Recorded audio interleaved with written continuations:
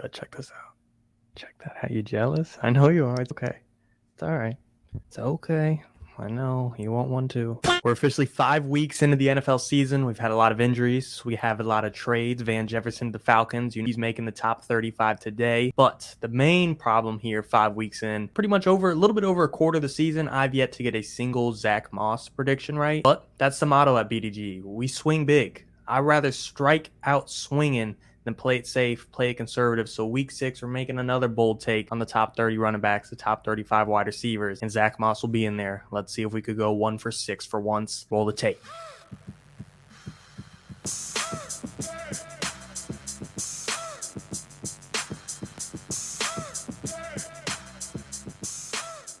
As always, I don't really feel that it's necessary to address the top dogs. However, CMC did take a step back from the number 1 spot, probably for the first and last time this season, mainly because the Browns allowed the fewest fantasy points to running backs. We're still talking about CMC, so I'm not docking him. You're still starting him, but it needs to be acknowledged that he's not wearing the crown all 17 games of the season. In week 6, he took a step back from 1 to 2. He'll probably make me regret it, but on to the next one, Austin Ekeler. It might be a little high to put a guy top 3 after he's missed 4 weeks. However, in my opinion, it's been 4 weeks. It's been longer than it should have been. Could he not be 100%? Possibly. However, I think the touchdown upside is so high for Austin Ekeler, both on the ground and through the air. You're going to start him no matter what. Maybe I'm a little high on top 3, but again, regardless, he's an RB1. Let's start getting to the juicy boys, the low running back ones, the RB2s. Let's start with Alvin Kamara first. My favorite part about Kamara since his comeback is that through 2 games, it has been proven he is game proof, game script proof. It doesn't matter if they're losing. Doesn't matter if they're winning. Last week, the Saints beat the shit out of the Patriots, and they fed Kamara the whole time. He scored a touchdown, and he was effective on the ground game. In his first game, the week before, they were trailing to the Buccaneers the whole time. Didn't get to use him on the ground as much. They got to use him through the air, and he had 13 receptions. So, win or lose, down bad or up good, Kamara is useful, and that is what we love in fantasy football. A running back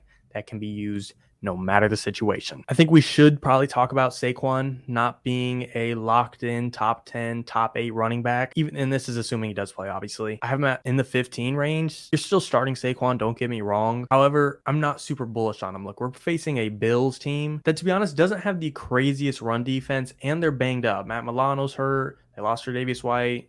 Got all kinds of guys. Von Miller's still ramping up, but it's the Bills. Doesn't matter where their run defense specifically ranks. They're going to destroy the Giants. The game script's going to get out of hand. The Giants are going to have to abandon the run game. Daniel Jones might not even be playing with the neck injury, and the Giants have the worst graded offensive line in the NFL when it comes to run blocking per PFF. Still betting on Saquon. He's still the man, the myth, the legend that has all the talent to produce, but situationally, week 6 on the Giants, they're not exactly elevating his potential. Another guy we need to pump the brakes on that we've all fallen in love with after week 5 is Breece Hall. I love Breece Hall. I am all in on him the rest of the season, but in week 6, he's facing the Philadelphia Eagles, who have allowed the 2nd fewest fantasy points to running backs. That's concerning for Breece Hall owners. Again, rest of the season we're bullish. Week 6, not so much. Similar thing to the Giants-Bills game. Gonna get out of hand. Okay, I don't care about the Jets defense. They're not gonna keep it close. They're gonna destroy them, and then the Jets can no longer run the football, abandoning the run game, and Breece Hall's workload kind of takes a dip for the day. Does this potentially open up a buy low opportunity after the week? I hope so. For those of you who don't have Breece Hall out there, this could be your last chance shot of a window to maybe throw an offer at him after week 6, because I do think we could see some dud potential. Clearly, he's still a top 24 running back. He's still an RB2. He's still a start. I don't expect Breece Hall Denver numbers. We're talking about the A-listers, the guys that have the highest name value so far, Saquon, Breece Hall. Let's talk about Jonathan Taylor next. I messed up last week. I thought JT's in, put him in your lineup. That's on me. I fucked up, hand up, that's on me. However, Shane Steichen and the head coaches came out and said they're going to start ramping up in practice. They face the Jaguars in a division game. Of course, this run game isn't as efficient without Anthony Richardson. However, this team will still be very efficient on the ground, and I'm not too worried about opportunity or efficiency to the fullest extent. It's just whether or not JT is ready. But with the Shane Steichen announcement, I feel good this week. I think you could start him. I think he's not going to disappoint. Is he going to be vintage JT again? Not right away. Still not now. I think that could still take another week, even after the next one, to be prime JT again. That doesn't mean we can't get a little bit of 65, 70, 75% of JT, which is plenty of enough juice to throw in your lineups. Speaking of JT, we might as well already talk about Zack Moss. I do think they're both startable. I'm higher on JT this week than Zack Moss. Look, I've said it in the beginning of the video. I'm over on Zack Moss. So if there's one part of this video you want to turn the volume off, stop listening to me,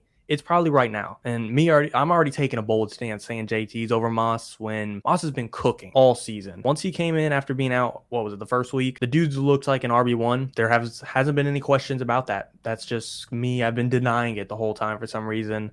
I think now it's okay to say he's RB2. I don't think he'll put up an RB1 top 10 performance again. Said that before. I might say it again next week, even if I get it wrong this week, but I'm double, triple, quadrupling, quintupling down on JT having a better week than Zack Moss in week 6. One guy I kind of like that, the little sneaky, is Roschon Johnson. This is his shot. Khalil Herbert is out. Minnesota has a pretty meh defense. Go out there and win the starting job, brother. The rest of the season, this is your shot to create an opportunity for yourself. He's still dealing with the concussion protocol. However, that was on Thursday Night Football, so he has had an extra few days to get out of it. I'm leaning towards the fact that he will play, and I think he's a sneaky play this week. I'm not really too worried about D'Onta Foreman taking a whole lot away from him. We've seen early in the season, D'Onta Foreman has been an early scratch in the game. Clearly, the Bears aren't all in on wanting D'Onta Foreman. Roschon, the other Texas running back, though, this kid has shown a couple sparks, couple flares, and without Khalil Herbert, this is the perfect game for him to kind of hop onto the scene and earn himself a spot for the rest of the year. I might be getting a little too theoretical, but I'm buying it. Bottom right corner of this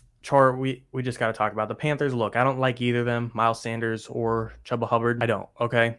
And Chuba's only this high, assuming Miles might not play, okay? They're not both 27, 28, 28, 29. They're just next to each other because I think Miles is going to be out and Chuba's going to step in, so he'll be RB 28. I don't like either of them. They're facing the Miami Dolphins. I've said this before. I don't want to predict every game, okay, but the Panthers are 0-5. The Dolphins look like the best offense in the NFL. They broke a record for having the most points scored in the first 5 games of the season. They're going to run up the scoreboard. The Panthers are going to have half of a quarter to be able to establish a run game, and then it's going to get out of hand, all right? But unfortunately, they got to make the list. We're in the dog days of running backs with injuries, with buys. I'm not going to dig deep into the bag and tell you to start a Tajay Spears, Kendra Miller, Antonio Gibson, Ezekiel Elliott over Chuba and Miles Sanders just yet. We're not that down bad. And then for the Ravens, Gus Edwards, Justice Hill, look, if you have either of them, it's not a crazy start, but if you have both of them, I really don't have the answer for you, brother. It's 50-50. You look at the snap counts, they take turns. I can't do anything about that. The Ravens, I can analyze the deep analytics, but even if the deep analytics have contradicting things,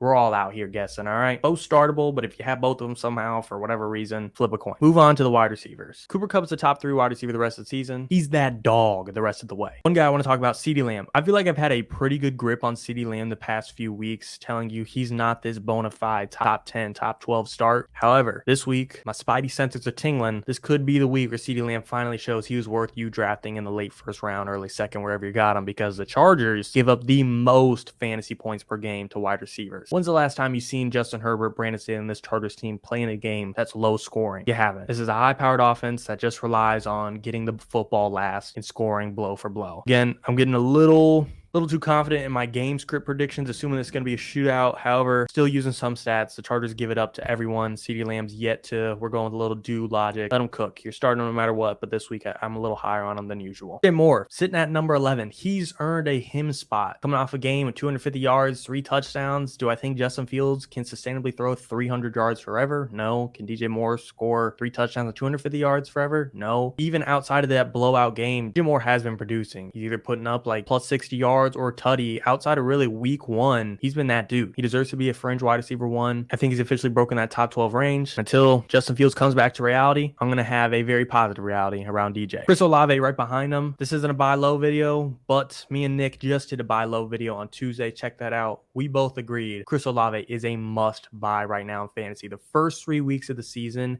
he saw 10 plus targets in every single game. In week 3, Derek Carr got hurt. And then in week 4 and week 5, Olave's not been the same because Carr hasn't been the same. This isn't an Olave question. Yes, he's dealing with an ankle, but I don't really think it's that serious. It's just a matter of time of when Carr is healthy, because once he's back to 100%, which I think is any week now, Olave will be that dude again and will be worthy of a wide receiver 1 spot again. And I really think we could see it this week against the Houston Texans. I mentioned Cooper Kupp's a top 5, top 3 receiver for the rest of the season. Puka Nacua, he's a top 24. He's a wide receiver 2 for the rest of the season. Is it inevitable one of these guys are going to have a game where they're the alpha and the other one sits back and does nothing? Of course, that's going to happen, but you need to be mentally prepared for that. It could happen this game against the Cardinals. We could see the Rams run up the score, it be a Cooper Kupp day, it be a Kyren Williams day, and Puka takes a step back. That is possible. Be prepared for that. Some dud is coming eventually for one of these dudes, and that's okay. That doesn't really change their overall outlook the entire season. As long as Stafford in this offense is healthy, they're both going to produce for your your lineups the rest of the way. Do not fret on a single game. I'm a little concerned about Davante. Ever since A.J. Brown had his pouting session on Thursday Night Football, he's earned the court. He's earned the field. He's that dude and taking everything. Davante, he's definitely taken a back seat. Now he's got to go face the New York Jets, who have a crazy good defense. Whether he's dealing with DJ Reed, whether he's dealing with Sauce Gardner, it doesn't matter. Davante Smith at this point, it's not really crazy depending on the type of league you're in. If you're in a 10-man league or in a 2 wide receiver league, throw on your bench. Look, he's still a top 24 wide receiver for me, but that's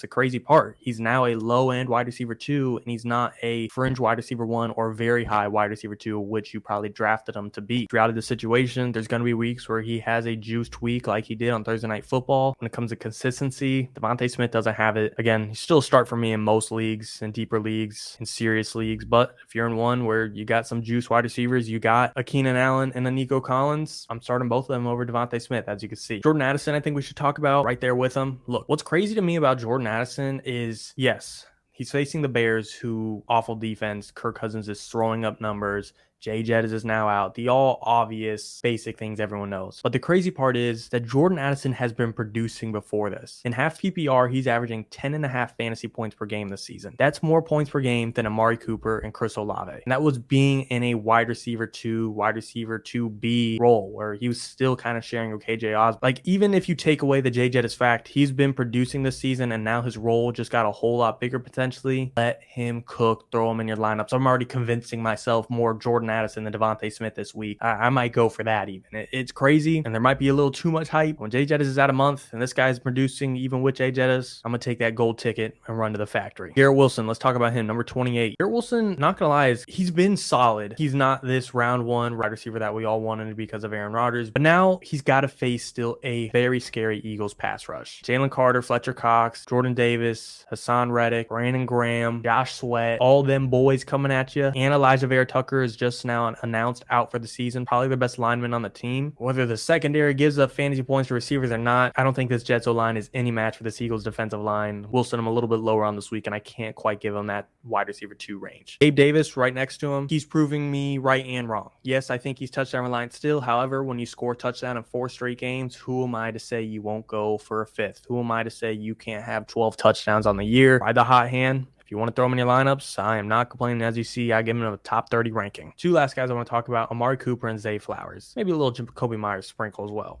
Amari Cooper, I have him this low because I don't know what to think of the Deshaun Watson situation. It's looking like he's not going to play. He's not practicing. They're activating PJ Walker to the active roster. It's weird. I really thought he was going to play in week 4. I thought it was guaranteed he's coming back this week. Maybe not. What else do you want me to do? Amari isn't a top 30 wide receiver on the season, and now he might not have this starting quarterback. I can't give him that much name value. But let's go into a positive note. Zay Flowers here. Again, not a buy low video, but I love Zay Flowers. We all overreacted in week 1. That is known. He came away with 10 targets. He was cooking. He was dicing. He was slicing. He looked sweet. Since then, the dude hasn't really done much as far as actual fantasy production goes. Since week 1 in half PPR leagues, he's putting up 5, 6, 7, 8, 9 points. That's just not going to get it done. However, in fantasy football, volume is king, and Zay Flowers gets the works. He's top 15 in targets across the entire league. He's got more than Calvin Ridley, DJ Moore, and Ceedee Lamb. And amongst the Ravens wide receiver room, he's got 22 more targets than the next guy. The workload is there, the volume is there, the opportunity is there, and that's what matters. The efficiency, the playmaking, I think those things will catch up. He's still a rookie. I think in the back half of this season, Zay Flowers is going to be a guy you're starting week to week as a top 24 wide receiver. Right now, you could get him outside the top 30, and you might be able to get him for a cheap price